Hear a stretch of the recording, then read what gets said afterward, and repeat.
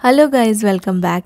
कई बार हम घर की साफ़ सफाई करते समय कुछ छोटी मोटी मिस्टेक्स कर देते हैं, जिससे कि ना हमें तो ऐसा लगता है कि घर एकदम साफ़ है, लेकिन एक्चुअली में घर साफ़ नहीं रहता है। और ये जो मिस्टेक्स है ना, इसकी वजह से हमारा समय भी बहुत ज़्यादा लगता है, डबल टाइम लग जाता है और मेहनत भी लग जाती है। कुछ छोटी-छोटी चीज़ों का ध्यान रख के आप अपनी घर की जो साफ़-सफ़ाई है ना, उसको बहुत ही एफ़िशिएंटली कर पाएँगे और आपका जो घर है ना, वो एक्चुअली में बहुत ज़्यादा क्लीन हो जाएगा। तो चलिए स्टार्ट करते हैं आज का वीडियो। यूट्यूब के साथ-साथ आप मुझे फ़ेसबुक और इंस्टाग्राम पे भी ज़रूर फ़ॉलो कीजिए। एक छोटी सी मिस्टेक है जो हम हमेशा करते हैं अपने घर को साफ़ करते समय। सबसे पहले ना हम डस्टिंग से स्टार्ट करते हैं। तो आप डस्टिंग स्टार्ट करने के पहले एक अच्छा सा एक राउंड लगा लीजिए अपने घर में, और जितने भी सामान यहाँ वहाँ बिखरे पड़े हैं ना, उनको आप समेट लीजिए और उनको जगह पे रख दीजिए। अगर कोई छोटे मोटे ऐसी चीज़ें हैं जो आपको फेंकनी है, तो उसको आप फ्लोर पे डाल सकते हैं या डस्टबिन में डाल सकते हैं। तो ये सारी चीज़ें जब भी आप झाड़ू लगाएंगे या फिर आप वैक्यूम करते होंगे, तो उसमें आप ये सारी चीज़ें क्लीन करते हुए निकल सकते हैं। तो ये सारी चीज़ें ना बहुत ही इंपॉर्टेंट है। अगर आप डस्टिंग स्टार्ट कर देंगे तो फिर जो आपको जो डस्टिंग का टाइम है ना, वो बहुत ज़्यादा बढ़ जाएगा, क्योंकि फिर उस टाइम पे ना आपको साथ साथ में सामान भी हटाने पड़ेंगे और इसमें ना फिर काफ़ी ज़्यादा समय ऐसे ही निकल जाता है। तो सबसे पहले जो भी सामान बिखरा पड़ा है आपके घर में, आपके जितने भी आपके घर में रूम्स हैं, वो सब सामान को आप पहले समेट लीजिए और उसके बाद आप डस्टिंग स्टार्ट कीजिए। बेडरूम में बेड का सब सामान समेटते हुए आप अपने बेड को भी उसी टाइम पे क्लीन कर सकते हैं, क्योंकि बेड को बहुत ज़्यादा डस्टिंग की ज़रूरत नहीं होती है। तो जब आप अपने बेड को क्लीन कर रहे हो, सब सामान हटा रहे हो, उसी टाइम पे आप ना अपने बेड को भी पूरा अच्छे से क्लीन कर लीजिए और जो बेडशीट्स वगैरह हैं उनको फोल्ड करके आप रख लीजिए। ब्रूमिंग और वैक्यूमिंग करने के पहले आप अपने बर्तनों को भी धो के रख लीजिए, क्योंकि जब हम बर्तन धोते हैं ना, तब हमारा जो किचन का काउंटर है वहाँ से पानी नीचे गिरता है, कुछ कचरे भी नीचे गिर जाते हैं। तो उस टाइम पे ना फिर बार बार आपको आपका जो किचन का फ्लोर है वो क्लीन करना होगा। तो आप झाड़ू लगाने के पहले और वैक्यूमिंग करने के पहले अपने काउंटर को पूरी तरह से क्लीन कर लीजिए। अगर आपके थोड़े बहुत बर्तन हैं तो उनको भी आप धो के रख सकते हैं और अपना काउंटर क्लीन करके रख सकते हैं, सो डैट आपका जो फ्लोर है वो एक साथ में ही साफ़ हो जाएगा।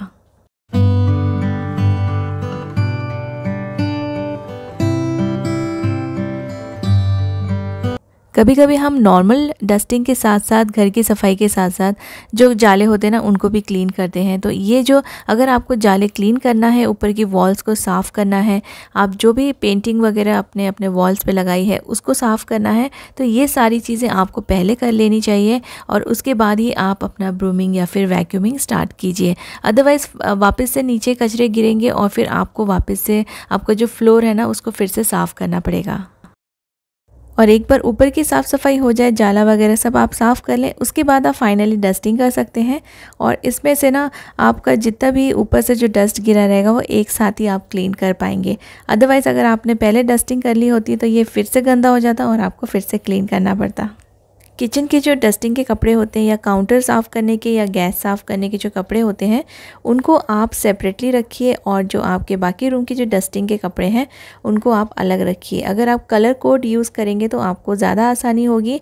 अगर सिमिलर कलर रहेंगे तो फिर कभी कभी मिक्स हो जाते हैं ना वॉशिंग के टाइम पे, तो उसमें ना आप पहचान नहीं पाएंगे। तो कोशिश कीजिए कि आप अलग अलग डिफरेंट कलर्स यूज़ करें।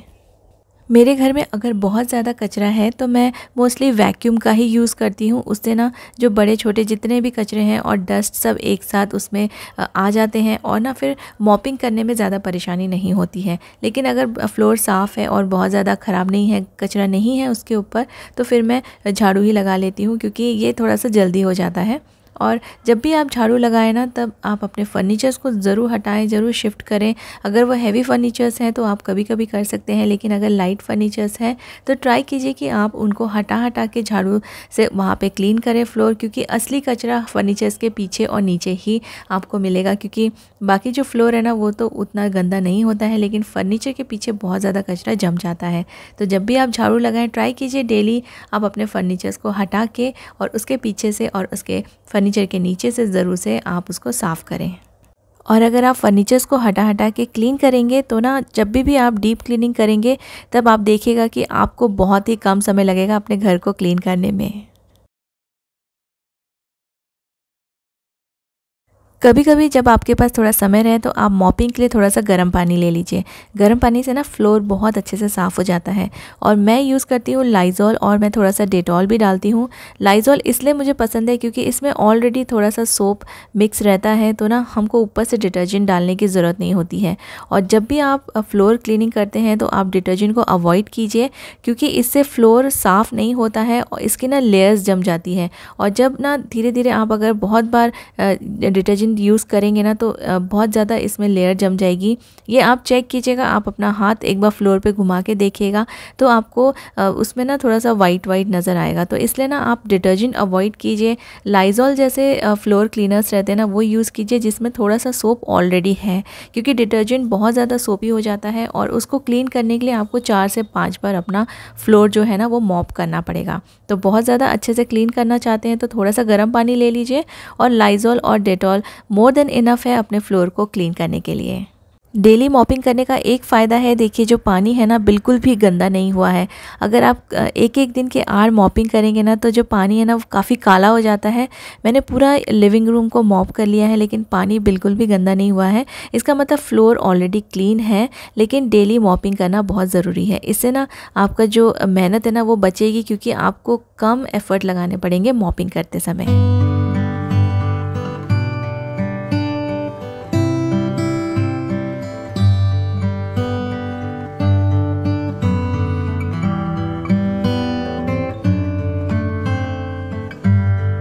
एक और गलती काफ़ी सारे लोग करते हैं कि वो ना एक ही मॉप यूज़ करते हैं अपने घर के अंदर की सफाई करने के लिए और जो बालकनी वगैरह है उसको मॉप करने के लिए। तो आप ट्राई कीजिए, अगर आपके लिए पॉसिबल है तो आप 2 मॉप अलग अलग रखिए। अपने बालकनी के लिए डिफरेंट सेपरेट मॉप रखिए और अपने घर के अंदर के फ्लोर के लिए आप सेपरेट मॉप रखिए। अगर आप ऐसा नहीं कर सकते हैं तो आप जब आपका पूरा घर मॉपिंग हो जाए तब आप लास्ट में अपनी बालकनीज़ को क्लीन कीजिए, जिससे कि ना आपकी जो बालकनी की जो गंदगी है, क्योंकि बाहर रहती है बालकनी तो और भी ज़्यादा वहाँ पे डस्ट और बहुत सारा कचरा रहता है, तो वो आपके फ्लोर को भी साफ़ नहीं करेगा। एक्चुअली में आप जब मॉप करेंगे तो आपका फ्लोर और गंदा होता जाएगा। इसीलिए आप अपने जो बालकनी है ना उसको या तो लास्ट में कीजिए, जितने भी आपके घर में बालकनीज़ है पूरा घर मॉप कर लीजिए और फिर लास्ट में आप बालकनी को मॉप कीजिए, या फिर आप एक सेपरेट मॉप अपने बालकनी के लिए रख सकते हैं।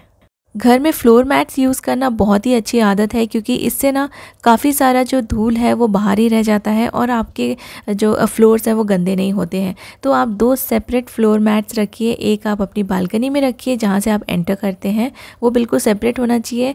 तो आप वहाँ पे अपने शूज़ या अपने जो पैर हैं वो वाइप करके अंदर आ सकते हैं, और अंदर के लिए एक आप सेपरेट जो है ना फ्लोर मैट रखिए। उससे भी ना आपका जो फ्लोर है वो हमेशा साफ़ रहेगा, कम से कम गंदगी अंदर आएगी।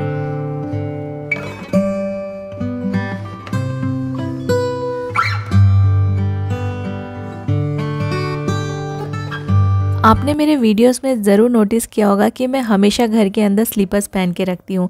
मुझे कई लोगों ने कमेंट भी किया कि घर के अंदर स्लीपर पहनना अच्छी बात नहीं है, लेकिन एक्चुअली में आपका घर बहुत साफ़ रहेगा अगर आप घर के अंदर भी स्लीपर्स पहनेंगे। तो मैं घर के अंदर की स्लीपर्स कभी भी बाहर यूज़ नहीं करती हूँ, इसलिए ये मेरे घर के अंदर ही रहती है और बिल्कुल भी गंदी नहीं होती है। तो इस तरह से ना आप एक सेपरेट स्लीपर रखिए और इसको आप बिल्कुल भी बाहर यूज़ मत कीजिए। इनफैक्ट आप अपनी बालकनी में जाने के लिए भी इन स्लीपर्स को यूज़ मत कीजिए। तो ये स्लीपर्स बाहर नहीं जाएगी, घर के अंदर रहेगी तो घर क्लीन रहेगा। और दूसरा कारण ये है, स्लीपर्स पहनना बहुत ही अच्छा होता है, क्योंकि आपके ना पैर, आप कितना भी अपने फ्लोर को मॉप कीजिए, क्लीन रखिए, लेकिन अगर आप बिना स्लीपर्स के फ्लोर पे चलेंगे तो आपके जो पैर हैं ना वो गंदे होंगे, और आप उसी पैर से आप अपने सोफ़े पे बैठेंगे, अपने बेड पे बैठेंगे तो आपका बेड और सोफ़ा भी गंदा होगा, जो कि बहुत ही अनहाइजीनिक है। तो स्लीपर पहनना एक बहुत ही अच्छी आदत है घर के अंदर। मॉप्स का यूज़ हो जाने के बाद आप इसको अच्छे से ना क्लीन पानी से एक बार अच्छे से क्लीन कर लीजिए, और जितना हो सके इसको आप रिंस कर लीजिए। इसका जो एक्स्ट्रा पानी है वो सब निकाल लीजिए, और इसको कभी भी आप फ्लोर पे टच करके मत रखिए, क्योंकि अगर आप इसे फ्लोर पे टच करके रखेंगे तो ये ड्राई नहीं होगा और इसमें से फिर स्मेल आने लगेगी। और ट्राई कीजिए, हो सके तो आप डेली मॉप्स को चेंज कीजिए। So guys, that is all for today's video. अगर आपको वीडियो अच्छी लगी है ना तो इसे लाइक और शेयर ज़रूर कीजिएगा, और कमेंट करके ज़रूर बताइएगा कि आपको ये सारे टिप्स कैसे लगे। Thank you so much for watching.